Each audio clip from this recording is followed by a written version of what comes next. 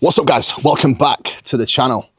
I have 5 principles that I truly believe have been a game changer to making more progress, and the reason why I actually grew more and grew faster in my later years of training and as I got more advanced as a bodybuilder in my recent years. And the first principle, before we get going, and I'm going to tell you that in just a moment, but first, make sure you subscribe to the channel, guys. Make sure you like the video, make sure you comment. Show the channel some love. More support you show me, more videos I can give back to you. And that's a win-win for us both, right? And guys, anything you want from Chair by JP, code Kuba 10. And for coaching, consultations, one-off training plans, and mentorship, please visit teammkcoaching.co.uk. All the links and descriptions are below. Right, point number 1 of my top 5 training principles that will be a game changer for your growth. The first one, and that's something I really wish I learnt early on, is paying more attention to execution. And the main reason why it's the execution part that I wish I paid more attention to is because once I learned how to train hard, there needed to be a combination of both accuracy and effort. Just going into the gym and training hard isn't going to build you the most muscle that you can potentially build. Absolutely anyone can go into a session, right, and just do crazy amount of volume, crazy drop sets, supersets, and just kill themselves. Is that going to lead to you actually making progress and growing more muscle? No. Training hard without accuracy is very often what actually leads to people getting injured.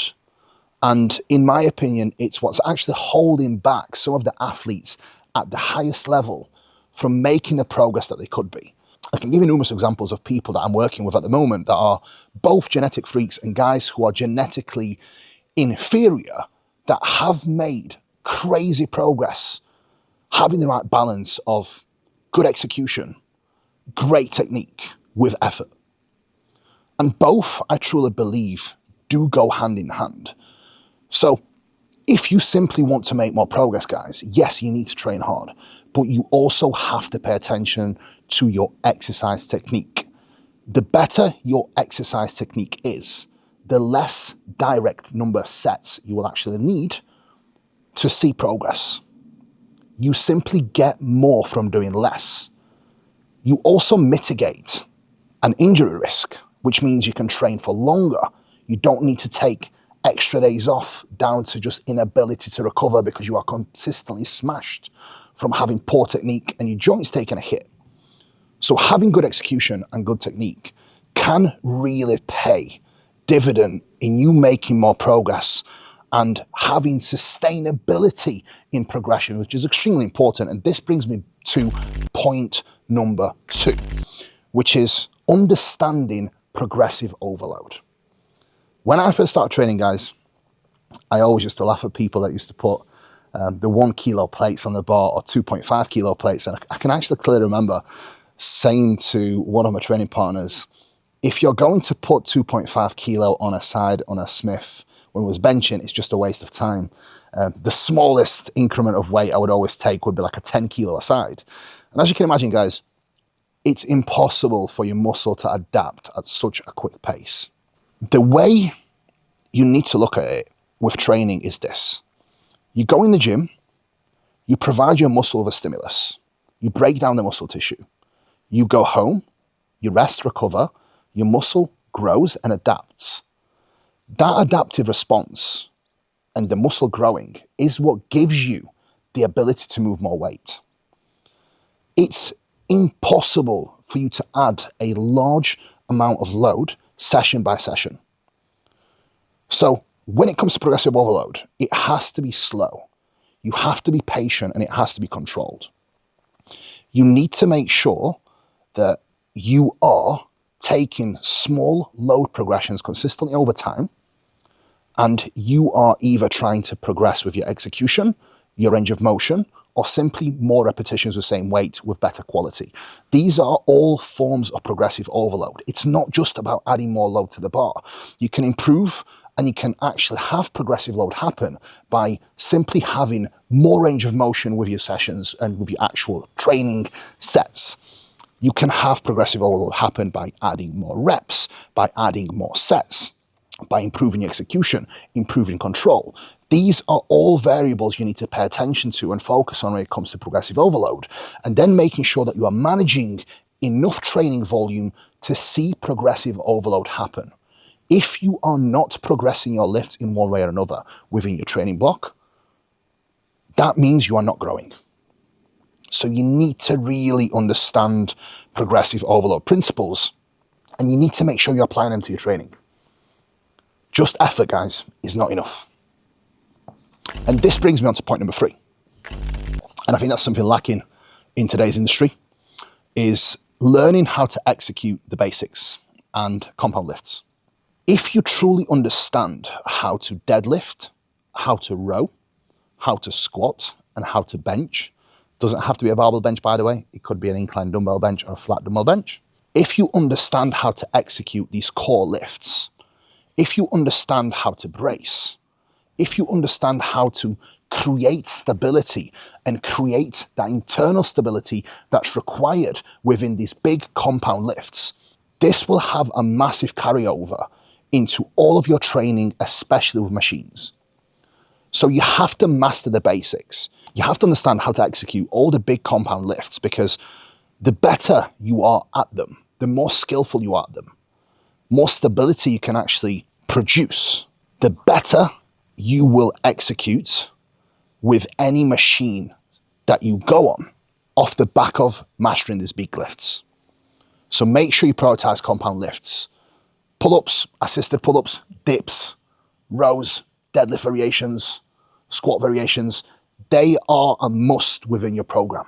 You still can and you should be adding single arm row variations, single arm pull down variations, all the accessory work, all the fancy exercises for your arm training, but the foundation and the core of your lifts should always be based on the big compound lifts.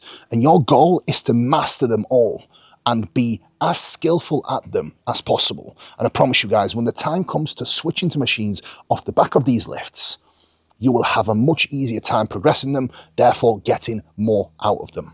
Remember guys, before anyone learns how to sprint, they first must learn how to walk. The same principle applies within your training. Point number 4, guys, and that is consistency. Consistency doesn't just mean turning up to the gym.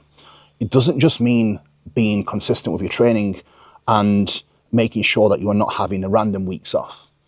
Consistency means being consistent with the training plan you have set, not chopping and changing exercises, staying committed to your training structure, your exercise selection, your number of working sets, your rep ranges, your execution. You have to be consistent with all of these variables. And sometimes we all get caught up in this new shiny object syndrome, right? Where we see this new exercise, we want to try it. And realistically, guys, if you are consistently chopping and changing exercises, you do not give yourself a chance to actually develop any skill within these exercises or even get good at them. If you never develop a high level of skill with an exercise, you never get the opportunity to truly progress it. When you see the biggest guys in the gym and the strongest guys in the gym, they very rarely change their exercises. They stick to the same exercises and they go to fucking war progressing them week to week. That is what you have to focus on, guys. Consistency with your programming, consistency with your execution, consistency with commitment to your plan over time. And obviously, consistency with actually turning up. That would definitely help without missing days and making sure that you are actually in the gym doing the work that's required. And last but not least, guys, point number 5. And that's something that I have learnt on the first day of me walking through the gym. Thank you to Tony Megson, my very first training partner, when I was 15 years old. And I still remember the feelings of anxiety getting in his car every Sunday morning at 8 a.m, driving to the gym, knowing that the leg day would put me in such a hole that I would be in pain sitting down on toilet until Friday. Saturday would be the only day where I would be able to sit down relatively pain-free. And then Sunday, it would start all over again. So if you are new to training, or even if you have trained for years, and you deep down know you could be training harder, either pay someone to take you for a training session, or find yourself a training partner that truly understands how to train hard. And make sure you let them teach you how to take your sets all the way to failure. And your perception of failure, yes, yours, you watching, your perception of failure is very different to what my perception of failure might be. I have trained with so many people that thought they were training to failure, and realistically they had probably 3-4 reps left in the tank easily.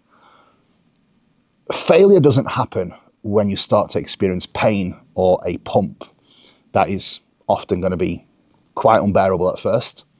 Failure happens when you simply cannot do another single rep. And most people will not be able to do that by themselves until they actually get shown how to take it there by the people they are training with. And someone that has your respect and authority to not only show you how to do it, but take you to that place.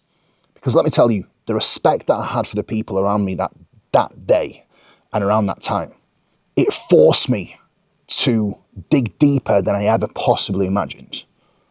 And these are the lessons that I still carry into my training now, because this is what truly paved the way for me to understand what true hard training is and how to actually train to failure.